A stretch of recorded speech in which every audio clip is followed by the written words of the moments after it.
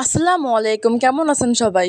আশা করি সবাই অনেক ভালো আছেন। আমিও আলহামদুলিল্লাহ অনেক ভালো আছি। আজকে আমাদের বাসায় মেহমান আসবে, আর আজকে আম্মু কি রান্না করলো সেটা নিয়ে আজকের ব্লগ।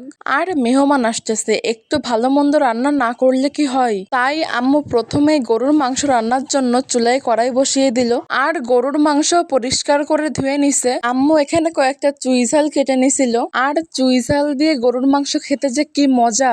আম্মু এখানে গরুর মাংস রান্নার জন্য আদা আর রসুন ব্লেন্ডার করে নিছিল। তারপর আম্মু গরুর মাংসের মধ্যে দিয়ে দিল লবণ, হলুদ গুঁড়া, মরিচ গুঁড়া আর ধনে গুঁড়া। তারপর আম্মু গরুর মাংসের মধ্যে চুইঝালটাও দিয়ে দিল। তারপর আম্মু গরুর মাংস রান্না করতে করতে অন্য পাশের চুলায় চটপটিও রান্না করতে শুরু করলো। চটপটির ডাল কিন্তু আমি অনেক পছন্দ করি, আর আপনারা কে কে আমার মতো চটপটির ডাল খেতে পছন্দ করেন আমাকে কিন্তু অবশ্যই কমেন্ট বক্সে বলে যাবেন। আজকের ব্লগটা আপনাদের কাছে কেমন লাগলো আমাকে কিন্তু কমেন্ট বক্সে জানাতে একদমই ভুলবেন না।